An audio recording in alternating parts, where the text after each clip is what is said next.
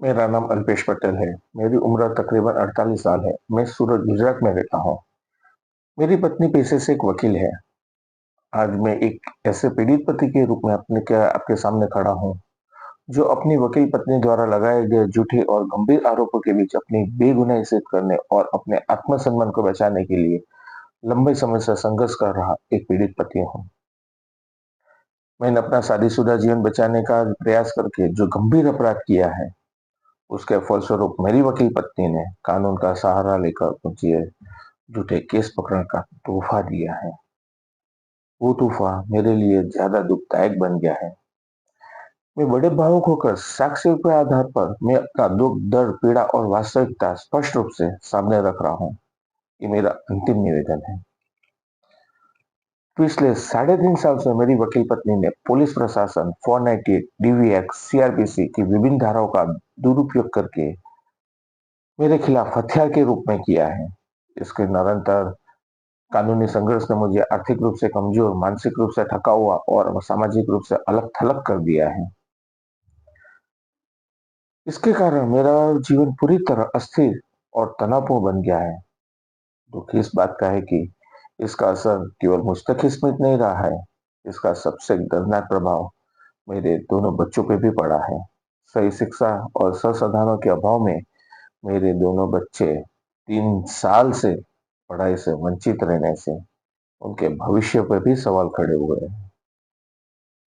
मेरी 75 वर्ष की माँ का जीवन भी दर्द और असुरक्षा में डूब गया है। अफसोस की बात यह है कि इस अन्याय के विरुद्ध मैंने हर संभव प्रयास करने पर के बाद भी मुझे न्याय पाने में कोई सफलता प्राप्त नहीं हुई है। हमारे राष्ट्र के 4 स्तंभ, न्यायपालिका, प्रशासन, विधायिका और मीडिया, जो समाज की आवाज है और जनता की उम्मीद को जिंदा रखता है, आज मैं इन चारों स्तंभ को हाथ जोड़ के विनम्र प्रार्थना करता हूँ। इस घटना के बाद मेरे दोनों बच्चों का भविष्य और मेरी 75 माँ का जीवन सुरक्षित करने में मदद करें। मैं किसी संस्था या व्यक्ति को बदनाम नहीं करना चाह रहा हूँ। मैं सिर्फ अपने साथ हुई नाइंसाफी को सामने ला रहा हूँ। मैं अपराधी नहीं हूँ। मैं एक माँ का बेटा हूँ और 2 बच्चों का पिता हूँ। मेरी पहली पत्नी का 2017 में जब निधन हुआ था, तब मेरे बच्चों की उम्र बहुत ही छोटी थी। उन्होंने माँ की कमी हर पल महसूस होती थी। मेरी माता ने मेरे बच्चों के लिए माँ और दादी दोनों की भूमिका निभाई। बच्चों के भविष्य और पारिवारिक स्थिरता के उद्देश्य से मैंने 2020 में दूसरी शादी की थी। लेकिन इस शादीशुदा जीवन में निजी कारणों से कुछ अड़चन आई थी। इस समस्या का समाधान के लिए मैंने 3 जुलाई 2021 के दिन 18 सालों का अनुभव रखने वाली वकील से संपर्क किया था। वो थी मेरी वर्तमान पत्नी। शुरुआत में तो सिर्फ कानूनी सलाह तक ही सीमित था, लेकिन धीरे धीरे सलाह रिश्ते में बदलने लगी। इस समय के दरमियान मेरी वकील पत्नी ने मुझे 500 से अधिक फोन किए थे। मेरी वकील पत्नी ने मुझे समझाया था कि दूसरी शादी में आई अड़चनों में उलझने से बेहतर है कि हम दोनों साथ मिलकर एक नई शुरुआत करते हैं। इस तरह मेरी वकील पत्नी ने मेरी दूसरी शादी तोड़वाकर मुझे विश्वास दिलाया कि एक सच्चा जीवन साथी बनकर जीवन भर साथ देगी और मेरे बच्चों को माँ की ममता देगी। और इस विश्वास की नींव तले 13 दिसंबर 2021 के दिन विवाह से जुड़ी थी। मेरे बच्चे भी शादी से बहुत खुश थे, क्योंकि इन्हें ऐसा लगने लगा था कि लंबे समय के बाद हमें माँ का स्नेह मिलने वाला है। शादी के बाद मेरी वकील पत्नी के जीवन में वो पहलू सामने आने लगे जिसका उसने मुझसे छुपाया था, जिसे समझने के बाद मेरी रूह कांप उठी। मुझे ये जानकर बड़ा सदमा पहुंचा कि शादी के कुछ समय पहले ही मेरी वकील पत्नी ने मेरी जानकारी के बिना एक सीक्रेट मोबाइल नंबर लिया था। उस नंबर से एकमात्र एक सीनियर एडवोकेट से उसे बार बार, हर बार बातचीत और मैसेजेस होते थे। जैसे जैसे बात सामने आती गई, यह हकीकत गंभीर रूप से मेरे जीवन को आहत करने लगी थी। इस दौरान मुझे इस दौरान मुझे ये भी पता चला कि शादी के एक दिन पहले ही इस व्यक्ति के दबाव में आकर मेरी वकील पत्नी ने मेरा मोबाइल नंबर को भी ब्लॉक कर दिया था। जब मैंने वकील पत्नी से पूरे घटनाक्रम के बारे में पूछा, तो जो हकीकत मेरे सामने आई, उससे मेरा शादीशुदा जीवन बिखरने की शुरुआत हुई। जिस रिश्ते को मैंने प्रेम और विश्वास के आधार पर शादी के बंधन में जोड़ा था, वही रिश्ते को शादी के सिर्फ 3 महीने और 24 दिन के बाद यानी 6 अप्रैल 2022 को मेरी वकील पत्नी ने मेरे घर का त्याग करते ही मेरा परिवार, सुख चैन सब कुछ बिखर दिया। मेरी शादी से मेरे बच्चे बहुत ही खुश थे और भावनात्मक संबंध से भी जुड़ने लगे थे। इसलिए मैंने शादी के इस बंधन को सामाजिक और कानूनी तौर पर बचाने की पूरी कोशिश की। यहाँ तक मैंने मई 2022 में सूरत कोर्ट में आई मीडिएशन सेंटर में भी मैंने शादीशुदा जीवन बचाने की गुहार लगाई। लेकिन मेरी वकील पत्नी ने अपने अनुभव का उपयोग करके मीडिएशन सेंटर में हाजिर रहना भी मुनासिब नहीं समझा।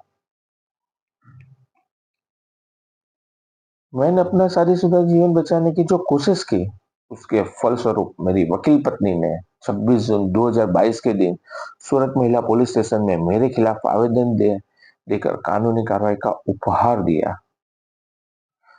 4 जुलाई 2022 के दिन मेरी वकील पत्नी ने थाने में निवेदन देते हुए कहा कि मुझे मेरे पति के साथ रहना नहीं है और मुझे डिवोर्स लेना है।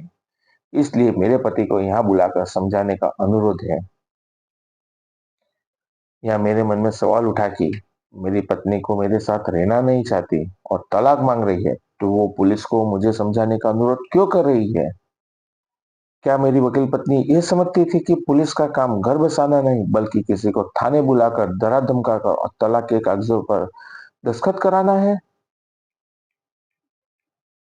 मेरी पत्नी खुद प्रैक्टिशनर एडवोकेट है, इसलिए वो अच्छी तरह से जानती थी कि पुलिस का काम कानून की मर्यादा में रहकर शांति, सेवा और सुरक्षा सुनिश्चित करना है, न कि किसी को मजबूर करके तलाक कराना। मेरी समझ के अनुसार पुलिस स्टेशन में होने वाले काउंसलिंग का उद्देश्य पक्षकारों के बीच संवाद स्थापित करके, तनाव कम करके समझौता और समाधान का मार्ग खोजना होना चाहिए, न कि किसी पक्षकार पर मानसिक दबाव डालना। मेरी वकील पत्नी के इस आवेदन में दिए गए निवेदन के आधार पर मुझे 4 जुलाई 2022 को सूरत महिला पुलिस स्टेशन बुलाया गया था। वहां पे मुझे काउंसलिंग के नाम पे तलाक देने के लिए दबाव बनाया गया। मैंने सीधा पूछा, मैं क्यों तलाक दूं? मेरी वकील पत्नी ने मेरे बच्चों का मां की स्थान दिया है, उनके भविष्य की भावना को यूं मैं क्यों तोड़ दूं? मैंने अपने बच्चों के भविष्य के आगे, किसी भी अनुचित दबाव के आगे झुकने से साफ इनकार कर दिया। उसके परिणाम स्वरूप 2 दिन बाद 6 जुलाई 2022 के दिन मेरी वकील पत्नी का यह आवेदन सूरत महिला पुलिस स्टेशन द्वारा कोई भी कानूनी आधार न दिखने पर उसे खारिज कर दिया गया था। 5 जुलाई 2022 के दिन मेरी वकील पत्नी के समर्थन में 2 एडवोकेटों ने मुझे बुलाकर तलाक देने के लिए दबाव बनाया गया और मुझे कहा गया कि अगर मैं मेरी वो पत्नी को तलाक नहीं दूं तो मुझ पर कानूनी कार्रवाई में सालों तक अदालतों में उलझना पड़ेगा। अगर मैं तलाक दे दूं तो मुझ पर कोई कानूनी कार्रवाई नहीं होगी और मुझे ये भी बताया गया कि कानून का दुरुपयोग वो लोग किस तरीके से करते हैं, जिनके सुनकर तो मैं स्तब्ध रह गया। ये बात सुनने के बाद भी मैंने जब न्याय व्यवस्था और व्यवस्था पर अपना भरोसा जताया तो मुझे बताया गया कि कानून तो गधा है। साथ ही मुझे बताया गया कि तलाक देने से मेरे बच्चों का भविष्य उज्जवल होगा। मैं समझ ही नहीं पाया कि माँ की ममता खोकर बच्चों का भविष्य कैसे उज्जवल होता है। पत्नी का प्यार खोकर पति कैसे खुश रह सकता है। भारत देश में संविधान और कानून का सुशासन सर्वस्थान पे है। मैंने हमेशा इस व्यवस्था पर भरोसा रखा है। मुझे उम्मीद थी अगर मेरी वकील पत्नी फैमिली कोर्ट का रास्ता अपनाती तो शायद वहां की प्रक्रिया हमारे रिश्ते को सुलझाने में मदद करती। मेरे बच्चों को फिर से माँ की ममता और स्नेह मिलता। क्योंकि मैंने हमेशा मानना है कि फैमिली कोर्ट का निर्माण परिवार को उजाड़ने के लिए नहीं, बल्कि इन्हें जोड़ने के लिए और वैवाहिक जीवन को सुलझाने के लिए हुआ है। इसलिए मेरे वकील पत्नी के समर्थन में मुझे तलाक देने के लिए दबाव बनाने आए 2 वकीलों को मेरे परिवार को बचाने के उद्देश्य से शांतिपूर्वक तलाक देने से मैंने इनकार कर दिया। इसके 15 दिन के बाद 20 जुलाई को मेरा जन्मदिन था। मुझे लगा था कि मेरी पत्नी की ओर से मुझे कुछ अच्छा तोहफा मिलेगा, लेकिन उसके अगले ही दिन मुझे मेरी पत्नी ने जो तोहफा दिया था, मैंने तो इसकी कभी कल्पना भी नहीं की थी। 21 जुलाई 2022 के दिन मेरी पत्नी ने सूरत महिला पुलिस स्टेशन में 6/7/2022 के दिन रद्द हुए आवेदन में किसी भी उच्च अधिकारी की अनुमति लिए बिना एफआईआर दर्ज करवाई। हैरानी की बात तो है कि मेरी पत्नी ने सूरत महिला पुलिस स्टेशन फिर से निवेदन देने के बाद दोहराई कि मेरे पति तलाक देने से मना कर रहे हैं, इसलिए मैं उनके विरुद्ध कानूनी कार्रवाई करना चाहती हूँ। आज भी मेरे मन में प्रश्न गुज रहा है, क्या आज के दौर में अपना शादीशुदा जीवन बचाना एक अपराध बन चुका है? क्या किसी ऐसे आवेदन पर एफआईआर दर्ज की जा सकती है कि जिसे संबंधित थाना द्वारा पहले ही रद्द किया जा चुका है? क्या ये कानून की प्रक्रिया के दुरुपयोग में नहीं आता है? अब मैं ये बताने जा रहा हूँ कि मेरी पत्नी ने किस तरीके से गंभीर आरोप मुझ पे लगाए हैं। पिछले कुछ सालों से भारत की संसद और माननीय सर्वोच्च न्यायालय ने यह अवलोकन किया है कि महिलाओं की सुरक्षा हेतु बनाए गए आईपीसी की धारा 498 ए का अनेक मामलों में दुरुपयोग हो रहा है। इसलिए मेरी वकील पत्नी ने अपनी शिकायत को सनसनीखेज दिखाने के उद्देश्य से साउथ की हिंदी फिल्म डब आज का अभिमन्यु से प्रेरणा लेकर एक काल्पनिक कहानी गढ़ दी, जिसका वास्तविक से कोई लेना देना ही नहीं था। 26 जून 2022 के दिन आवेदन में मेरी वकील पत्नी ने दावा किया था कि मैंने सूरत पुलिस कमिश्नर के सीसीटीवी कैमरे का इस्तेमाल करके इनकी जासूसी के लिए कर रहा हूं, और साथ में कहा गया कि स्वामीनारायण मंदिर, रेलवे स्टेशन, डुमस की भीड़ और हर विस्तार की लाइव रिकॉर्डिंग में दिखा रहा था। लेकिन जैसे उन्हें एहसास हुआ कि इन जगह पर तो पुलिस के कैमरे लगे ही नहीं है, तो उन लोगों ने 21 जुलाई के दिन दर्ज की एफआईआर में अपनी कहानी बदल दी। नई कहानी यह थी कि मैं सूरत कमिश्नर के कैमरों का जासूसी के तौर पे इस्तेमाल करके मेरी पत्नी के लाइव लोकेशन, लाइव फोटो मेरी पत्नी के मोबाइल पर भेजकर मैं परेशान करता था। जरा सोचिए, क्या ये संभव है? क्या सार्वजनिक सड़कों पे लगे सीसीटीवी कैमरा का कोई व्यक्ति अपने निजी मोबाइल फोन पे उपयोग कर सकता है?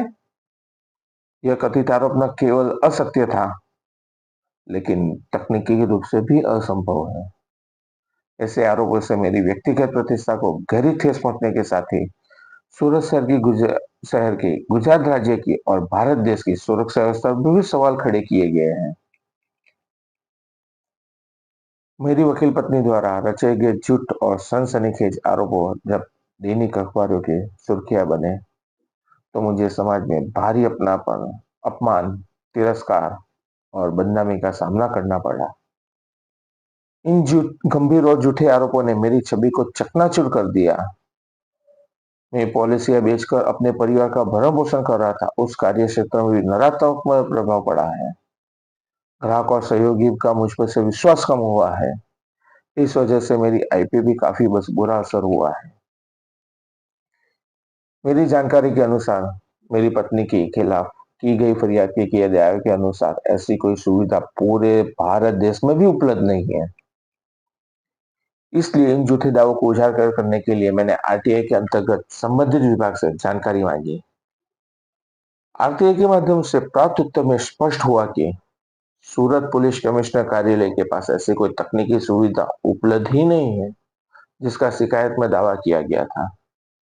साथ ही आरटीआई उत्तर में ये भी सामने आया कि डुम्बस रोड स्वामीनारायण मंदिर के परिसर में पुलिस कमिश्नर के और सीसीटीवी कैमरा का स्थापित किए ही नहीं गए हैं। इसके बावजूद शिकायत को गंभीर रूप देने के उद्देश्य से झूठे तथ्यों के साथ कहानी प्रस्तुत की गई।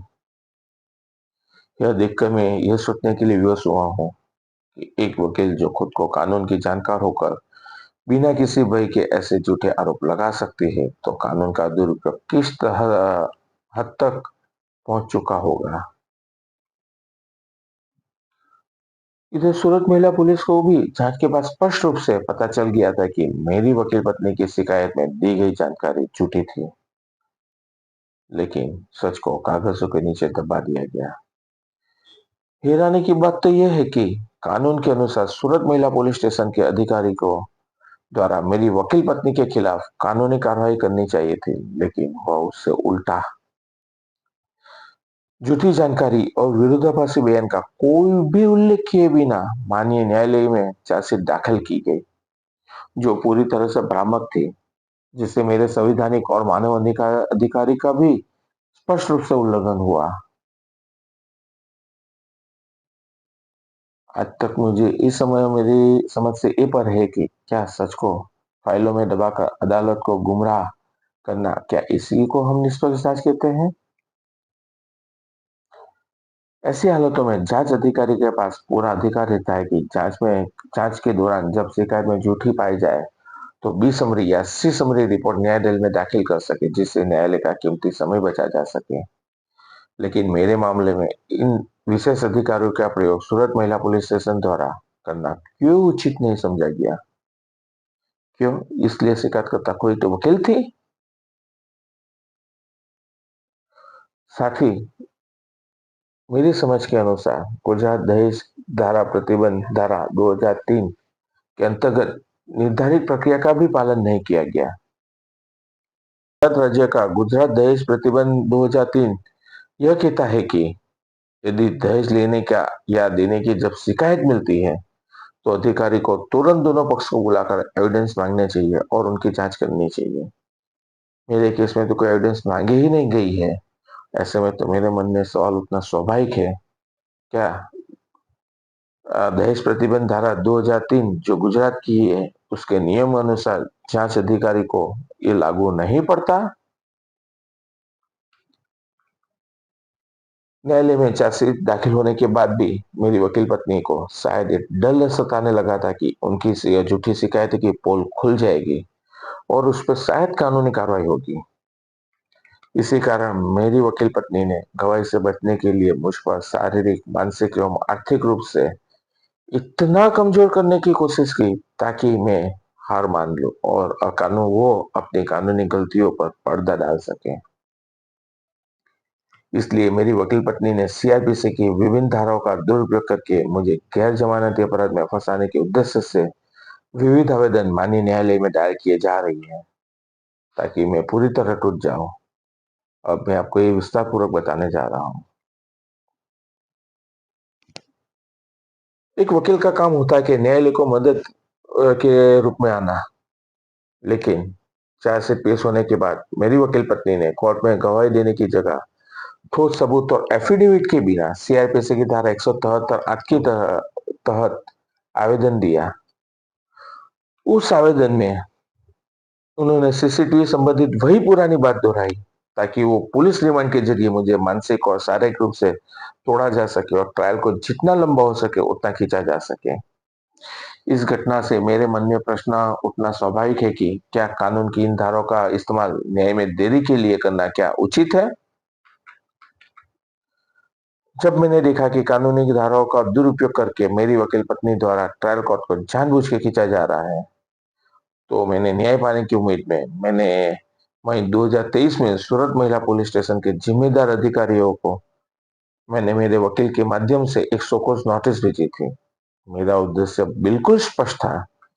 पुलिस के स्पष्टीकरण के सत्य न्यायालय में के समक्ष आए, जिससे माननीय न्यायालय का कीमती समय भी बचा जा सके। विलंब ना तो देखिए, आज तक मुझे इस नोटिस का भी कोई जवाब नहीं प्राप्त हुआ है।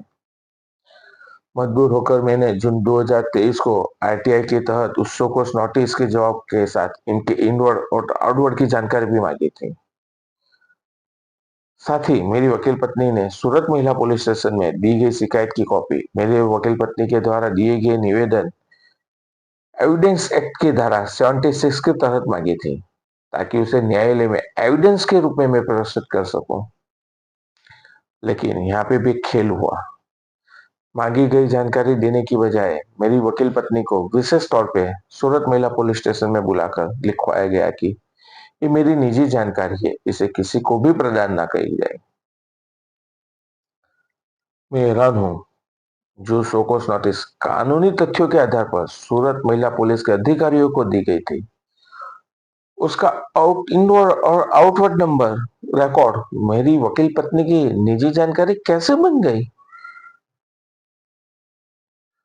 जब फिर मैं वापस देखा कि कानून की धाराओं का दुरुपयोग करके ट्रायल को जानबूझकर खींचा जा रहा है, तो मुझे न्याय की एकमात्र किरण माननीय गुजरात हाई कोर्ट में दिखी। इसलिए न्याय के हित में 2024 में गुजरात हाई कोर्ट के समक्ष मैंने क्वॉशिंग पिटीशन दायर की और मुझे पूरा विश्वास है कि माननीय उच्च न्यायालय मेरी सच्चाई और इन तकनीकी रूप से असंभवों को समझेगा और मुझे न्याय जरूर मिलेगा। फिलहाल यह मामला विचाराधीन है और मुझे अटूट विश्वास है कि जीत अंत में सत्य की ही होगी। ट्रायल कोर्ट ने न्याय के हित में मेरी वकील पत्नी की 173(8) की अर्जी खारिज कर दी। तो मेरी वकील पत्नी की जगह उसके प्राइवेट एडवोकेट ने फिर वही झूठी और भ्रामक जानकारी लेकर रिवीजन अर्जी दाखिल कर दी। हैरानी की तो बात यह है कि इस आवेदन पर मेरी पत्नी के न तो हस्ताक्षर थे, न ही एफिडेविट। केवल इनके एडवोकेट के ही हस्ताक्षर थे और दोनों को स्पष्ट रूप से पता था कि सीसीटीवी कैमरे में का जो आरोप लगा है वो झूठा आरोप है। फिर भी कोई भी कानून के डर रखे बिना न्यायालय को भ्रमित करके ये रिवीजन अर्जी पेश की गई और उसके परिणाम स्वरूप इस आवेदन को पूर्ण ट्रायल कोर्ट के समक्ष भेज दिया गया।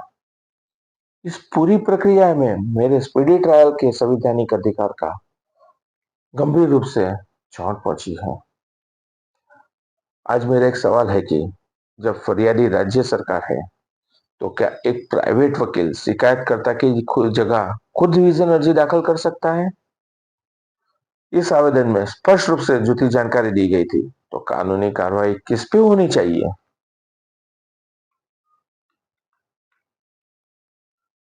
2.5 साल तक लंबी खामोशी के बाद पिछले प्रयासों में अपेक्षित परिणाम न मिलने पर मेरी वकील पत्नी ने कोर्ट समक्ष गवाही देने से बचने के लिए फिर से बिना कोई ठोस सबूत और एफिडेविट के बिना सीआरपीसी की धारा 216 के अंतर्गत एक नया आवेदन दाखिल करके मुझे फिर से एट्रोसिटी जैसे गंभीर अपराध में फंसाने का प्रयास किया गया।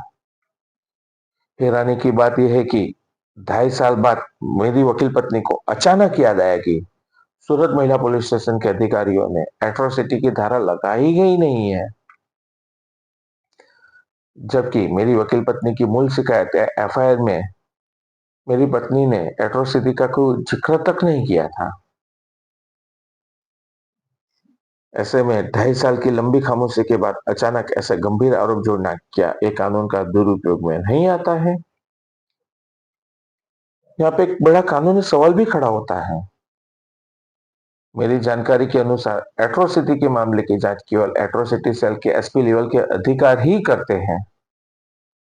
तो फिर सूरत महिला पुलिस स्टेशन के कांस्टेबल ने कथित रूप से जांच के जांच करके चार्जशीट कैसे दाखिल कर दी? यह सब देखकर मेरा दिल बैठ जाता है कि जो कानून आम आदमियों की सुरक्षा देने के लिए बनाया गया था, वही अब मेरे जीवन को तबाह करने का एक हथियार बन गया है। वास्तविकता ये है कि मेरी वकील पत्नी ने पिछले 3.5 सालों से मेरे केस को लटका के रखा है। कभी धारा 173 तो कभी धारा 216 की पेंडिंग एप्लीकेशन का बहाना बनाकर वो गवाही देने से लिए बच रही है। नतीजा, ट्रायल पिछले 3.5 साल से आगे बढ़ ही नहीं पा रही है। क्या इससे मेरे आर्टिकल 21 पीडी ट्रायल और मानव अधिकार का उल्लंघन नहीं हो रहा है? क्या इससे हम कानूनी प्रक्रिया का दुरुपयोग नहीं मानना जाना चाहिए? हद तो तब हो गई जब मैंने अपने संवैधानिक अधिकार के तहत स्पीडी ट्रायल नेक ट्रायल के लिए न्यायालय समक्ष मैंने एक अर्जी दी, तो मेरी वकील पत्नी के प्राइवेट वकील ने इसे उस पर भी आपत्ति जता दी। यानी कि वे तो न खुद गवाही देना चाहती है और न ही किसी केस में उसे आगे बढ़ना देना चाहती है। आज हमारे कानून के सामने एक बहुत बड़ा सवाल खड़ा हुआ है। यदि कोई एफआईआर दर्ज कराने के बाद कंप्लेनेंट इरादा पूर्वक गवाही न देके इस तरह सालों तक केस को लटकाए रखे, तो क्या इसके विरुद्ध कानूनी कार्रवाई का प्रावधान नहीं होना चाहिए? हमारे देश में कानून और संविधान का अस्तित्व हो और सुशासन होने के बावजूद कानून के जानकार भूल चूक कर न्याय प्रणाली का गलत उपयोग क्यों कर रहे हैं? हमारे देश में न्याय और पारदर्शिता मजबूत करने के लिए माननीय प्रधानमंत्री जी, माननीय मुख्यमंत्री जी और राज्य के माननीय गृह मंत्री जी के नेतृत्व में प्रभावशाली व्यवस्था के एक विकसित की गई है, जिससे आम आदमी की आवाज सीधे उन तक पहुंच सके। मैं सूरत का नागरिक होने के नाते मैंने भी महसूस किया है कि हमारे माननीय सूरत पुलिस कमिश्नर साहब श्री स्वयं ग्राउंड लेवल पर उतरकर देर रात तक शहर की कानून व्यवस्था के लिए समर्पित होकर काम कर रहे हैं। तो मैंने भी अपनी पीड़ा और ठोस सबूतों के साथ माननीय प्रधानमंत्री, राज्य के माननीय मुख्यमंत्री, राज्य के माननीय गृह मंत्री, माननीय पुलिस कमिश्नर साहेब श्री, मानव अधिकार और पुलिस कंप्लेंट अथॉरिटी जैसे विभिन्न प्रशासन के सामने मैंने अपनी पीड़ा व्यक्त करते हुए अपनी बात रखी। मेरे साक्ष्य की गंभीरता को देखते हुए प्रधानमंत्री कार्यालय, मुख्यमंत्री कार्यालय और गृह मंत्रालय ने तुरंत ही संबंधित विभाग से नियम अनुसार उचित जांच सुनिश्चित करने के आदेश जारी किए थे। उन्हीं निर्देशों के आधार पर सूरत पुलिस कमिश्नर कार्यालय ने मामले की संवेदनशीलता को भांपते हुए सूरत महिला पुलिस स्टेशन के तथ्यों के आधार पर नियम अनुसार जांच करने के स्पष्ट रूप से आदेश दिए गए थे। इसी जांच पड़ताल के दौरान मेरी वकील पत्नी ने सूरत महिला पुलिस के सामने अपने आधिकारिक बयान में खुद स्वीकार किया कि मैंने उन्हें कभी कोई लाइव लोकेशन या लाइव फोटो भेजे ही नहीं थे, यानी कि उसकी मूल एफआईआर का सबसे बड़ा आधार उन्हें खुद ही गलत साबित कर दिया। इन तथ्यों को रिकॉर्ड पर आने के बाद मुझे सूरत महिला पुलिस द्वारा दी गई समझ रसीद देकर ये मुझे अवगत कराया गया कि चार्जशीट हो गई है, इस वजह से अब कोई कार्रवाई करनी नहीं देती है। और दूसरी ओर प्रशासन को ये बात से अवगत कराया गया कि आवेदक को न्याय प्राप्त करने के लिए न्यायालय के सहारा लेने के लिए हेतु कर समझाया गया है। सूरत महिला पुलिस स्टेशन को मेरी वकील पत्नी द्वारा गलत जानकारी दी गई थी। इसकी जांच के दौरान अधिकारियों के सामने स्पष्ट हो चुका था। उसके बावजूद सूरत महिला पुलिस स्टेशन ने मेरी पत्नी के विरुद्ध राज्य सेवक को गलत जानकारी देने की धारा के अंतर्गत कोई भी कानूनी कार्रवाई क्यों शुरू नहीं की। और उससे भी गंभीर सवाल यह है कि यह सच्चाई आज तक न्यायालय के समक्ष क्यों नहीं लाई गई। झूठे आरोपों में निर्दोष व्यक्तियों को फंसाने के प्रवृत्ति को रोकने के लिए संसद द्वारा कई कानून बनाए गए हैं। और कानून का एक सिद्धांत है, कानून सभी के लिए एक समान है, चाहे वो पुरुष हो या महिला हो, आम नागरिक हो, पुलिस अधिकारी हो या वकील हो। यदि पुरुष के विरुद्ध कार्रवाई तुरंत की जाती है, लेकिन महिला द्वारा झूठी जानकारी देने पर कार्रवाई नहीं होती, तो क्या ये आर्टिकल 14 का अधिकार का उल्लंघन नहीं माना जाना चाहिए। मैंने इसी संवैधानिक विश्वास में के साथ मैंने मेरे साथ हुए अन्याय के विरुद्ध न्याय पाने की आस में सीआरपीसी की धारा 156 के तौर के तहत कानूनी प्रक्रिया के अनुसार शिकायत दर्ज की थी। मुझे यह अवगत कराया गया कि मेरे मामले में एफआईआर और चार्जशीट हो चुकी है, इसलिए एफआईआर गलत है तो आप डिस्चार्ज आवेदन या कॉसिंग पिटीशन दायर कर सकते हैं। इसी आधार पर मेरी शिकायत दर्ज कर दी गई थी। वर्तमान में मेरी कॉसिंग याचिका तो माननीय गुजरात हाईकोर्ट के समक्ष विचारधारीन है ही, और साथ में मेरा मानना भी है कि डिस्चार्ज आवेदन और कॉसिंग पिटीशन तो वो मुझे मिलने लायक संवैधानिक लाभ और अधिकार है, जबकि मेरे साथ जानबूझकर की गई नाइंसाफी के बारे में आवाज उठाना या शिकायत में मेरे आवाज उठाना या शिकायत करना मेरा संवैधानिक अधिकार, मूलभूत अधिकार है। मैंने न्यायतंत्र पर विश्वास बनाए रखते हुए संवैधानिक उपायों के रूप में सेशन कोर्ट में रिवीजन आवेदन प्रस्तुत किया। विपक्ष द्वारा कोर्ट को गुमराह करते हुए यह दलील की गई कि नामदा कोर्ट में चार्जशीट दाखिल होते ही उसमें प्रेशर लाने के लिए रिवीजन एप्लीकेशन दायर की है, उसे खर्च के साथ दर्ज कर दिया जाए। विपक्ष के द्वारा दी गई भ्रामक जानकारी के कारण न्यायालय के समक्ष संपूर्ण तथ्यात्मक स्थिति स्पष्ट रूप से उभर न पाने के कारण पारित आदेश में यह अवलोकन दर्ज किया गया कि मैंने जांच के दौरान अलग-अलग तरीकों से दबाव बनाने के हेतु से पुलिस कमिश्नर, गृह मंत्री और मुख्यमंत्री को शिकायत भेजकर जांच को प्रभावित करने का प्रयास किया है और मैंने पुलिस एजेंसी को शिकायत में साथ जोड़ के उनकी कामगिरी में भी अड़चन खड़ी की है। लेकिन मैं विनम्रतापूर्वक स्पष्ट करना चाहता हूँ कि मैंने ये आवेदन चार्जशीट दाखिल होने के बाद किए थे। मेरा उद्देश्य जांच को हस्तक्षेप करना नहीं था, बल्कि उजागर हुए झूठ पर कार्रवाई करने की मांग करने के लिए था। और चार्जशीट होने के बाद पुलिस की जांच खत्म हो जाती है, तो जांच के प्रभावित कैसे होती है? मेरी जानकारी के अनुसार अन्याय के खिलाफ अपनी बात रखना संवैधानिक और मौलिक अधिकार है। इस अधिकारी के तहत मैंने अपनी पीड़ा भारत के माननीय प्रधानमंत्री, माननीय गुजरात के मुख्यमंत्री, गुजरात के माननीय गृह मंत्री और डीजीपी तक मैंने पहुंचाई। एक तरफ सर्वोच्च न्यायालय ने कानून को हथियार के रूप में बनता रोकने के लिए पुलिस कंप्लेंट अथॉरिटी जैसी संस्थाओं का निर्माण किया, जो अन्याय के खिलाफ आवाज उठाने के लिए प्रेरित करता है। माननीय गुजरात हाई कोर्ट भी इतनी जागरूक है कि सिर्फ एक सोशल मीडिया में पाए गए एक वीडियो पे प्रतिक्रिया देते हुए गुजरात हाई कोर्ट की माननीय चीफ जस्टिस ने विशेष हेल्पलाइन नंबर गवर्नमेंट से जारी करवाया, जिससे आम जनता अन्याय के खिलाफ आवाज उठाने के लिए सक्षम बने।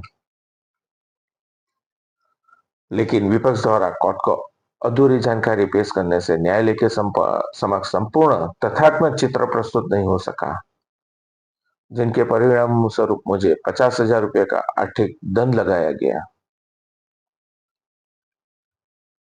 जिसने मुझे आर्थिक ही नहीं बल्कि शारीरिक मानसिक तौर पे गंभीर रूप से प्रभावित किया है। न्याय पर मेरा विश्वास आज भी नहीं टूटा है। मुझे आज भी अपने देश के संविधान और न्यायालय पे पूरा भरोसा है। पर एक कड़वा सच ये भी है कि इस लंबी कानूनी लड़ाई और आर्थिक चोट के बाद मैं अब अधिक आर्थिक रूप से समक्ष नहीं रहा हूँ। न्याय की इस लड़ाई में मैंने अपना सब कुछ गवा दिया है। मुझे अपील के हेतु आवश्यक भारी भरकम वकील की फीस चुकाने की स्थिति में भी मैं अब नहीं रहा हूँ।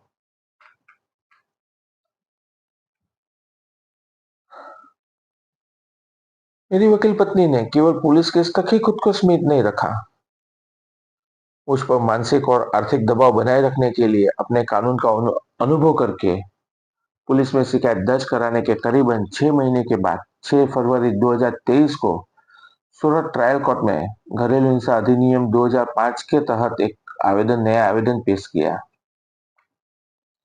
मेरी वकील पत्नी ने 498 और इस डीवी एक्ट की दोहरे प्रहार के कारण मैं आर्थिक रूप से, मानसिक और शारीरिक रूप से पूरी तरह से मैं बेहाल हो गया हूँ।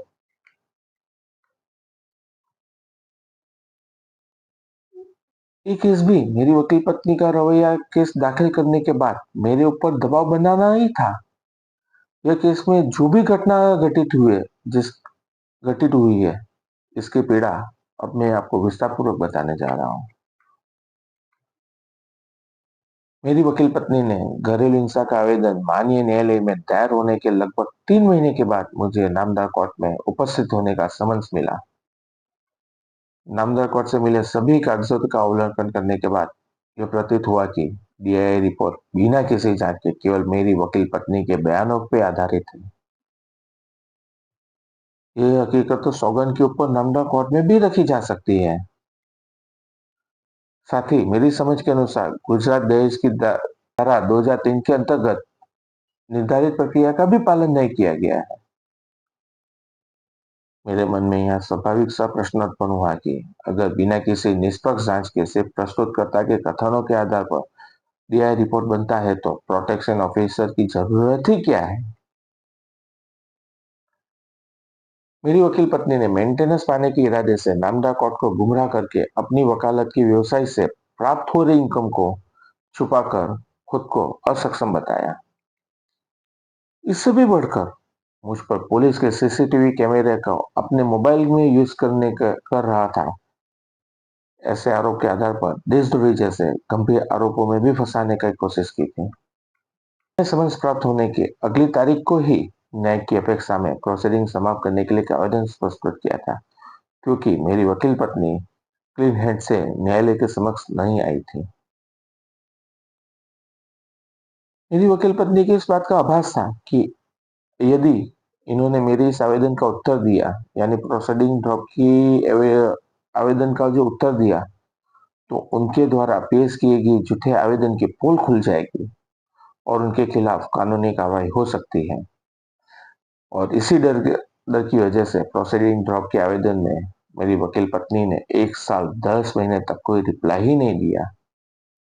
परिणाम स्वरूप नामदार न्यायालय के समक्ष वास्तविकता सामने नहीं आ पाई और इस आधार पर मेरा यह आवेदन खारिज कर दिया गया। ये हो रही देरी मेरे जीवन काल को तहस-नहस करने वाली और मेरे बच्चों के भविष्य पर गहरा प्रभाव डालने वाली साबित हुई, जिससे उबर पाना मुझे अब नामुमकिन सा लगने लगा है। कहा जाता है कि झूठ की भी एक सीमा होती है, लेकिन मेरे खिलाफ डीवी के इस केस में यह सीमा भी पार होती हुई दिख रही है। भरण पोषण की मांग के समर्थन में कुछ ऐसे कथन प्रस्तुत किए मेरी वकील पत्नी ने, जिसे पढ़कर कानून में विश्वास रखने वाला कोई भी विवेकशील व्यक्ति बत रह जाएगा। मेरी वकील पत्नी को इस बात की पूरी जानकारी थी कि मेरे परिवार में कमाने वाला मैं एकमात्र मैं ही था।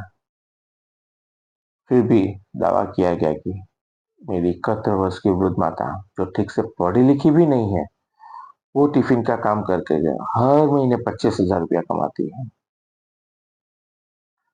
न्यायालय को भ्रमित करके ऐसी अविश्वसनीय झूठी हकीकत से एक 71 साल की बुजुर्ग महिला के बारे में ऐसी मनगढ़ंत कहानी बनाना कितना न्याय संगत है। पीड़ा यहाँ पे भी खत्म नहीं होती है। जब मेरी वकील पत्नी ने मेरा घर छोड़ा था, तब मेरी बेटी नाबालिग थी और पढ़ाई कर रही थी।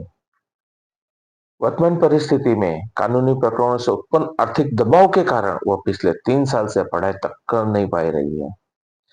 वो बेटी भी प्रति माह 25,000 कमा रही है। इस झूठ का पर्दाफाश करने के लिए मैंने माननीय अदालत से कोर्ट कमिश्नर को नियुक्त करने का एक अनुरोध किया। उसके लिए मैंने एक आवेदन दिया, ताकि स्थल पर जाकर सच का पता चल सके।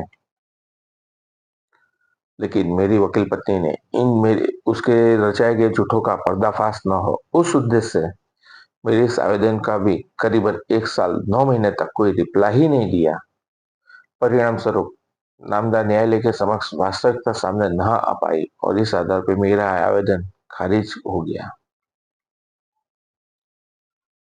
आज मेरी माँ की गरिमा और मेरी बेटी की पढ़ाई दोनों मेरी वकील पत्नी के रचाए हुए चक्रव्यूह में फंसे हुए हैं। मैं सोच रहा हूँ, क्या एक गलत भरण पोषण की मांग के लिए मेरी माँ की गरिमा और मेरी बेटी के भविष्य को दांव पे लगाना कितना न्याय संगत है।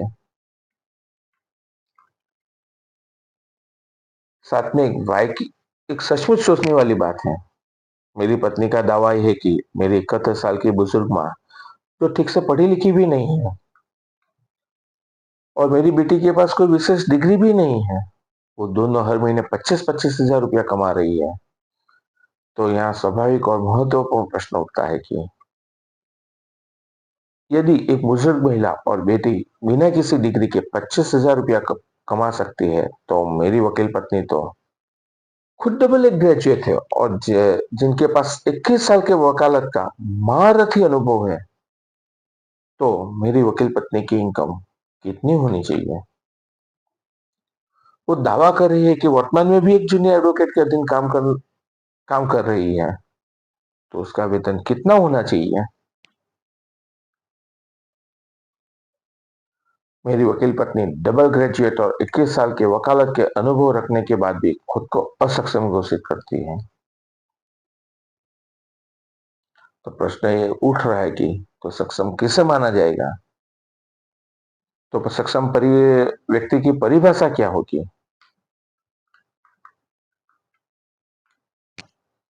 इस पूरी घटना से मेरे मन में प्रश्न उठ रहा है कि क्या भरण पोषण का कानून इसलिए बनाया गया था कि सक्षम लोग भी उसका प्रयोग आर्थिक शोषण के हथियार के रूप में कर सके।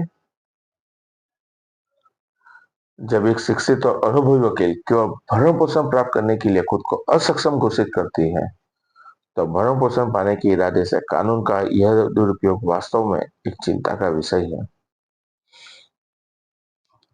हैरानी की बात तो यहीं पे भी खत्म नहीं होती है।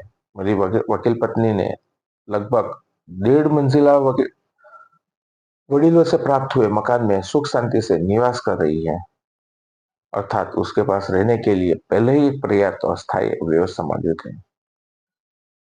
फिर भी दूसरे पक्ष को दबाव बनाने के उद्देश्य से अलग से आवाज उपलब्ध कराने की मांग की जाए, तो प्रश्न उठना स्वाभाविक है कि क्या ये कानून की प्रक्रिया का दुरुपयोग नहीं है।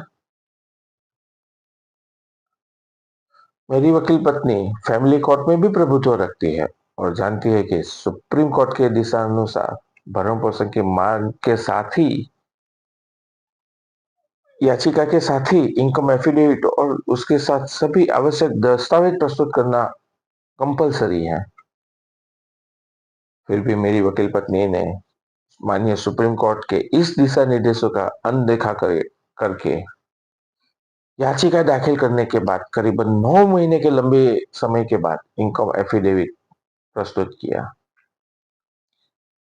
इस अवधि में मेरी वकील पत्नी ने उसके द्वारा प्रस्तुत की गई इंतरिम आवेदन में मेरा रिप्लाई का हक बंद करने का आवेदन देके मुझ पर दबाव बनाकर मुझे मेरी वकील पत्नी द्वारा इनकम एफिडेविट प्रस्तुत किए बिना ही दायर किए गए भरण पोषण आवेदन का उत्तर दाखिल करने पड़ा,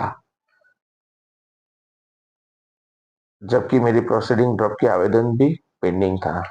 और उस और मैंने इंटरिम आवेदन के उत्तर में मैंने ये भी स्पष्ट रूप से इनकम एफिडेविट न देने पर लिखित आपत्ति भी जताई थी। लेकिन सवाल यह है कि कानून के जानकार होने के बावजूद नियमों का पालन करने में इतना समय क्यों लिया गया। क्या मकसद यह था कि सुनवाई के समय वास्तविक आय का खुलासा न हो सके। साथ ही मंशा ये भी थी कि 9 महीने का भारी भरकम एरियर मुझ पर लादकर मुझे आर्थिक रूप से पूरी तरह तोड़ दिया जाए। इतना ही नहीं, जो इनकम एफिडेविट पेश किया गया वो भी अधूरा था। उसमें न तो पूरी जानकारी थी और न ही आवश्यक पूरे दस्तावेज। मेरी वकील पत्नी ने कानूनी के जानकार होते हुए भी मूल आवेदन, इंटरिम आवेदन और इनकम एफिडेविट में भरण पोषण प्राप्त करने के उद्देश्य से महत्वपूर्ण जानकारी छुपाकर प्रस्तुत की थी।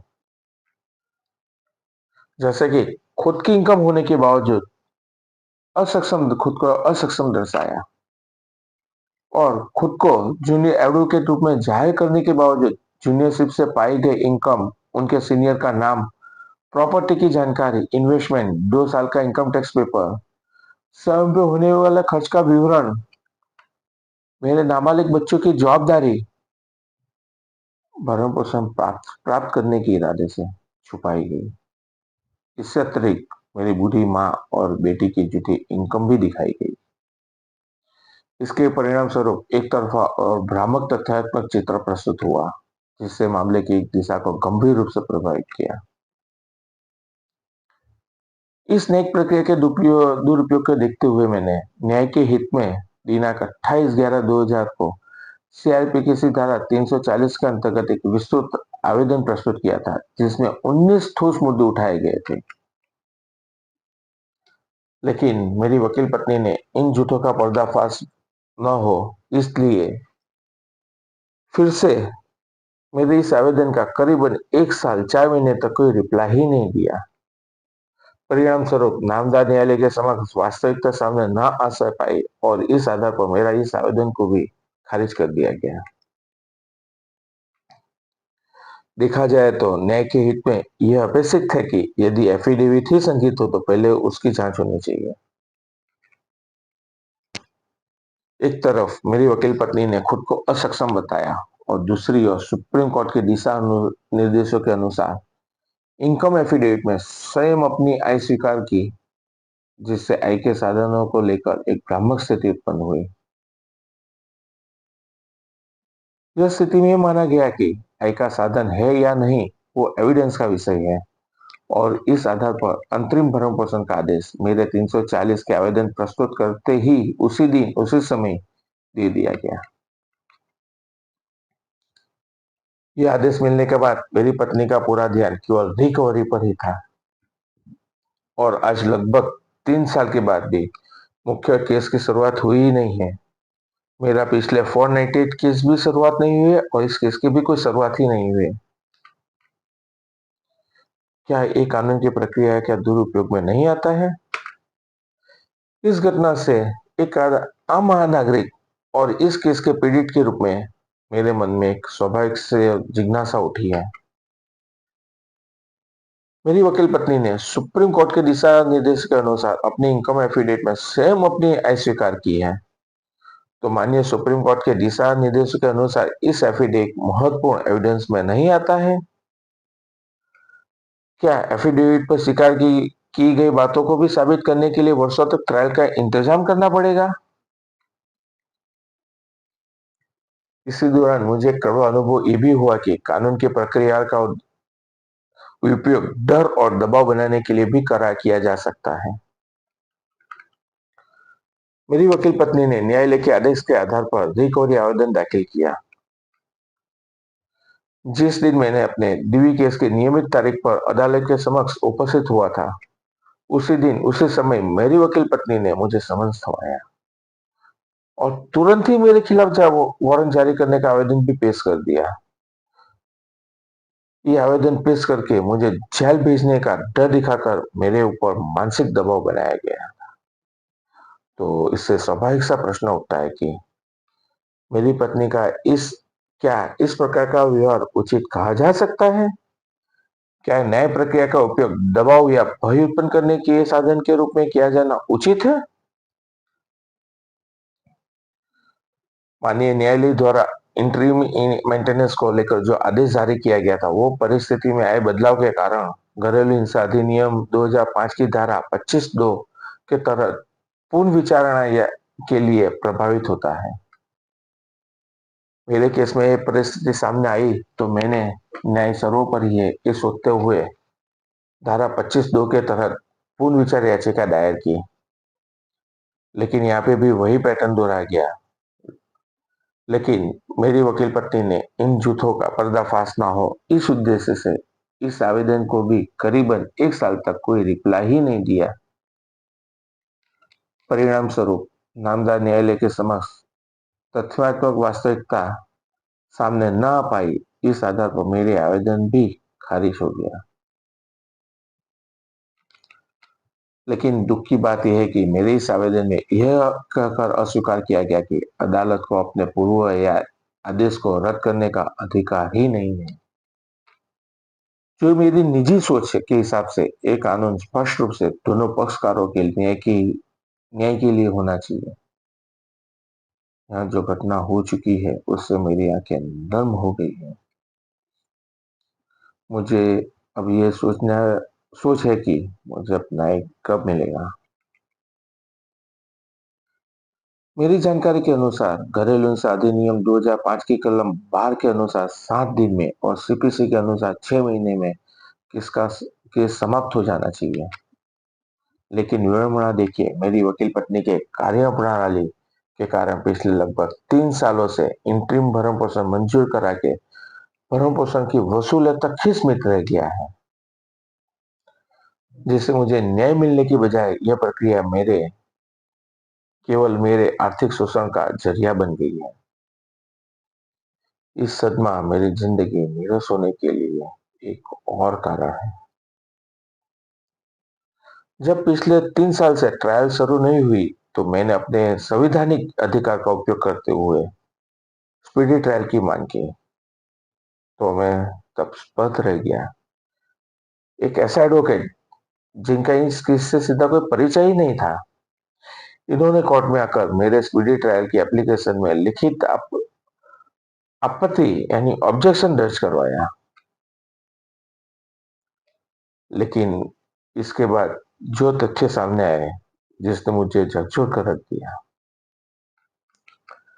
जब मैंने माननीय न्यायालय के रिकॉर्ड की अपनी वकील पत्नी की ओर से पेश किए गए वकालतनामा की सर्टिफाइड कॉपी निकाली, तो उसमें मूल वकालतनामे में बाद में किसी ऐसे व्यक्ति के हस्ताक्षर जुड़े गए जिनका उस समय वकालतनामे में उस एडवोकेट के हस्ताक्षर नहीं थे। यह मामला केवल हस्ताक्षर का नहीं है, बल्कि सीधे तौर पे अन्य साक्ष्य दस्तावेजों की सुरक्षा और न्यायालय के रिकॉर्ड की पवित्रता और पारदर्शिता का भी है। इसलिए इस विषय में सभी आवश्यक सबूतों के साथ लिखित शिकायत दे दी है, जिस पे कार्रवाई होने का मैं इंतजार कर रहा हूँ। मैं हमेशा से न्यायप्रिय व्यक्ति रहा हूँ और कानून के सम्मान करना मेरे संस्कार है। मैंने हर कदम पर न्याय प्रक्रिया का पालन किया, हर तारीख पे उपस्थित रहा और हर दस्तावेज की सत्यता के साथ पेश करने के बाद इस देरी की वजह से न्याय की उम्मीद धुंधली होने लगी। तो क्या ऐसे में जीवन जीना संभव है? आज मेरे मन में एक गहरा और पीड़ादायक प्रश्न खड़ा है। क्या एक पति के रूप में मेरा अस्तित्व केवल भरण पोषण देने वाली एक मशीन तक ही सीमित है? मेरी वकील पत्नी जब अपने अधिकारों की बात करती है तो वो मूल सिद्धांत भूल जाती है कि अधिकार और कर्तव्य एक ही सिले के दो पहलू हैं। यदि आप पत्नी के रूप में अपने अधिकार का दावा करती हैं, तो मेरी वकील पत्नी ने मेरे परिवार का त्याग करने के बाद पत्नी की और माँ के रूप में कौन सा कर्तव्य पूरा किया है? इससे विपरीत मेरी वकील पत्नी ने मेरे बच्चों के भविष्य के साथ खिलवाड़ करके उससे अधिक राशि प्राप्त करने के उद्देश्य से स्मार्ट ब्लीडिंग करके अदालत में यह दर्शाया गया कि मेरी वृद्ध माता और नाबालिग बच्चों की जिम्मेदारी मुझ पर नहीं है, सिर्फ इसलिए ताकि भरण पोषण की राशि बढ़ाई जा सके। ऐसे कथित और असत्य आरोपों का नतीजा यह है कि आज मैं शारीरिक, मानसिक, भावनात्मक और आर्थिक रूप से पूरी तरीके से मैं टूट चुका हूँ। उसके परिणाम मेरे दो मासूम बच्चे भी भुगत रहे हैं। अक्सर लोग कहते हैं कि यहाँ पे न्याय नहीं मिला, उच्च अदालत में चले जाओ। मुझे भारत के संविधान और न्यायालय पर पूर्ण भी विश्वास है कि अंत में मुझे न्याय अवश्य मिलेगा। लेकिन कड़वा सच ये भी है कि अब मुझे हाई कोर्ट या सुप्रीम कोर्ट जहां तक जाने की क्षमता शेष बची ही नहीं है। इन 3.5 साल की इस कानूनी जंग और भरण पोषण की लगातार वसूली ने मुझे आर्थिक रूप से इतना कदर खोखला कर दिया है कि अब मैं बड़े वकीलों की फीस और अदालत के खर्चों का वहन करने मेरे लिए लगभग असंभव हो गया है। इस लंबी और थका देने वाली कानून की लड़ाई ना केवल मेरी मानसिक शांति छीन ली है, साथ ही मुझे आर्थिक रूप से पूरी तरीके से तोड़ दी है। सबसे बड़ा दुख तो इस बात का है कि इस लड़ाई की आग में मेरे दोनों निर्दोष बच्चों का भविष्य दांव पे लग गया है। यह पीड़ा केवल मेरे तक ही नहीं बल्कि पूरे परिवार की है। कानून का एक सिद्धांत है, justice Dilai is justice denying, यानी कि देर से मिला न्याय अन्याय के बराबर है। यहाँ पर मुझे करीबन एक केस में 3.5 साल और एक केस में 3 साल, दोनों केस में 3-3 साल के ऊपर का समय बीत जाने के बावजूद मुझे न्याय नहीं मिल रहा है। ये अब मेरे लिए अन्याय के समान बन गया है।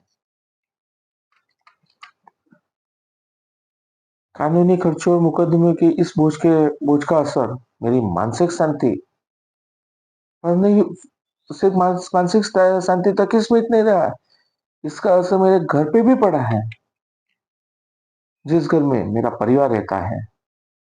कानूनी खर्च और मुकदमे के बोझ के कारण मैं पिछले 3 सालों के बीच बीच में मैं उसके साथ ईएमआई समय सीमा पर नहीं चुका सका, क्योंकि इस घर लेने के लिए मैंने एचडीएफसी बैंक द्वारा लोन ली गई थी और इस लोन के ईएमआई हर महीने करीबन 19,500 रुपये आ रहे हैं।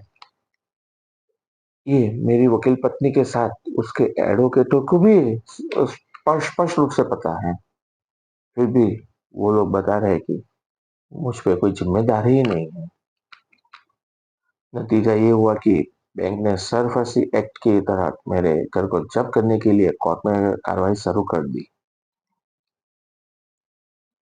कार्रवाई शुरू होने के बाद दिवाली के टाइम पे एचडीएफसी बैंक के अधिकारियों ने मेरा संपर्क करके मुझे बताया कि यदि मैं बकाया ईएमआई और आवश्यक राशि जमा कर दूं, तो मेरी सरफेक्स एक्ट की कार्रवाई रोकी जा सकती है। मैंने किसी तरह का पैसे को इंतजाम किया, बकाया राशि भी चुकाई और बैंक के कहे अनुसार 20,000 अतिरिक्त भी जमा करवा दी। इसके बाद फोन पर एचडीएफसी बैंक के अधिकारियों ने मुझे आश्वासन भी दिया कि मेरा अकाउंट अब सुरक्षित है और एमपी के श्रेणी से बाहर आ गया है। जिस दिन अदालत में एचडीएफसी बैंक की सरफेक्स की कार्रवाई का ऑर्डर होने वाला था, मैं स्वयं अदालत में उपस्थित रहा था। मैंने पूरी ईमानदारी के साथ अदालत को बताया कि मैंने बैंक का बकाया ईएमआई और पेनल्टी के भर दिया है।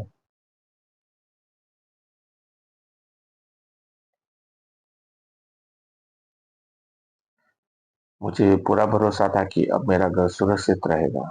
हैरानी की बात तो यह है कि बकाया राशि प्राप्त करने और उनके अधिकारी के आश्वासन देने के बावजूद एचडीएफसी बैंक के अधिकारी द्वारा घर खाली कराने का आदेश प्राप्त कर लिया गया।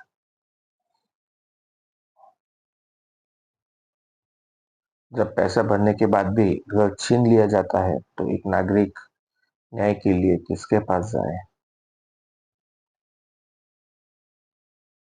जो एक आम आदमी के साथ ये अन्याय है। अब मैं मानसिक और आर्थिक रूप से पूरी तरह से मैं टूट चुका हूँ।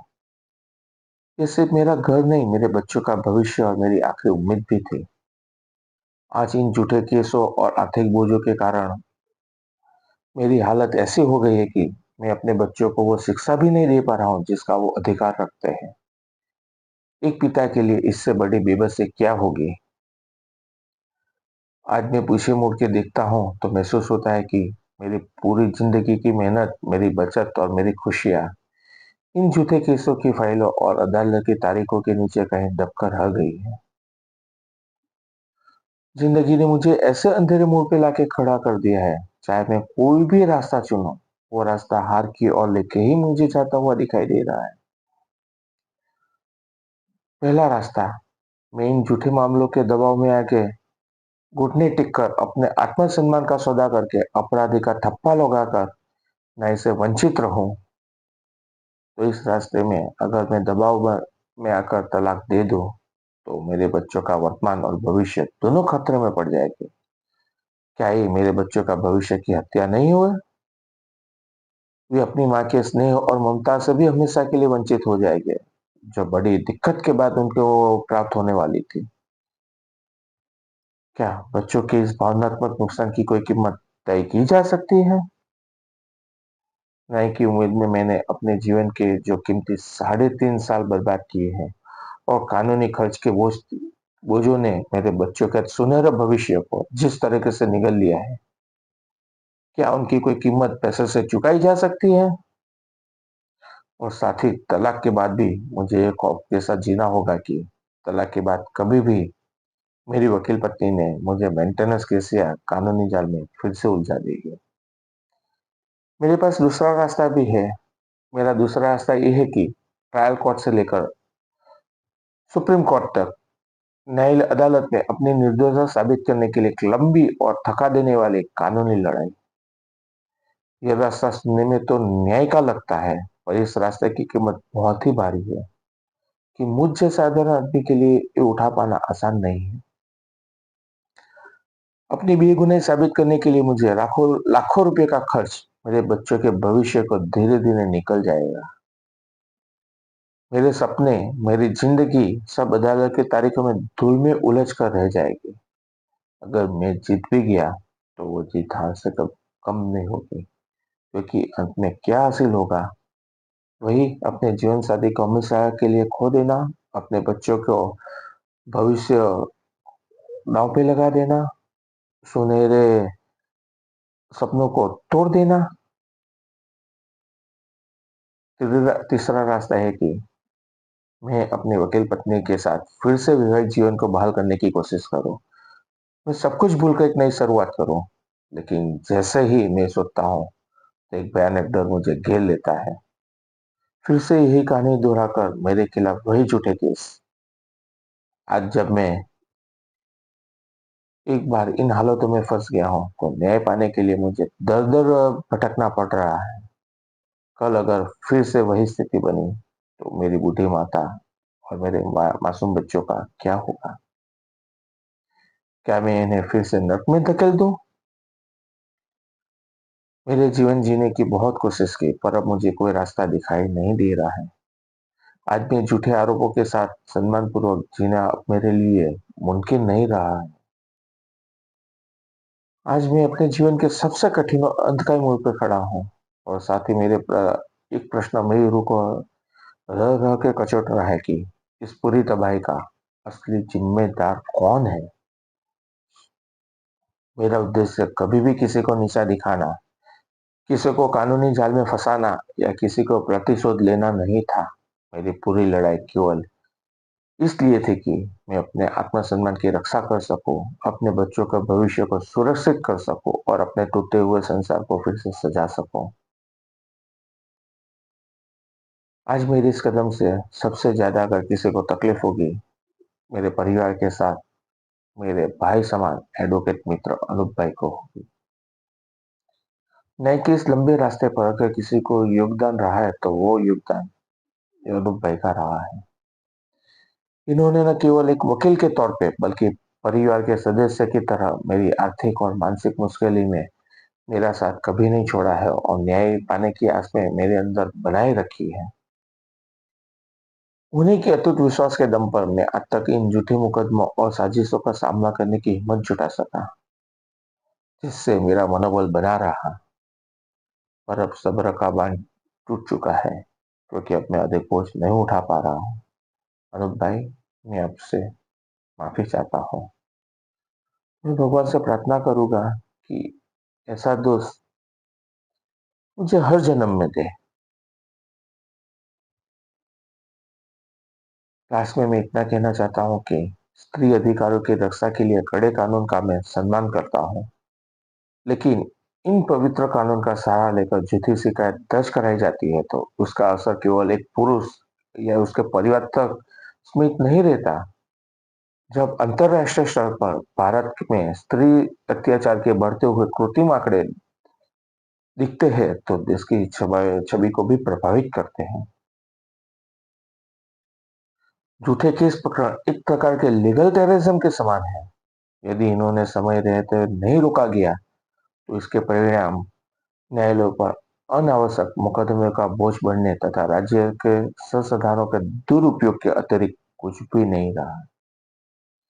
इसे रोकने के लिए माननीय सुप्रीम कोर्ट, माननीय प्रधानमंत्री नरेंद्र मोदी जी और देश के सभी सांसदों से मैं विनम्र पूर्वक प्रार्थना करता हूं कि इस पर उचित नियंत्रण के लिए कड़े कदम उठाए जाए। एक ऐसी व्यवस्था बनाई जाए जहां निर्दोष को अपनी बेगुनाही साबित करने के लिए अपना सब कुछ दांव पर न लगाना पड़े। आज मैंने तो सब कुछ अपने दांव पर लगकर हार गया हूँ, पर उम्मीद है कि न्यायिक दीपक मेरे बात भी पूछने नहीं दिया जाएगा। जय हिंद, जय भारत।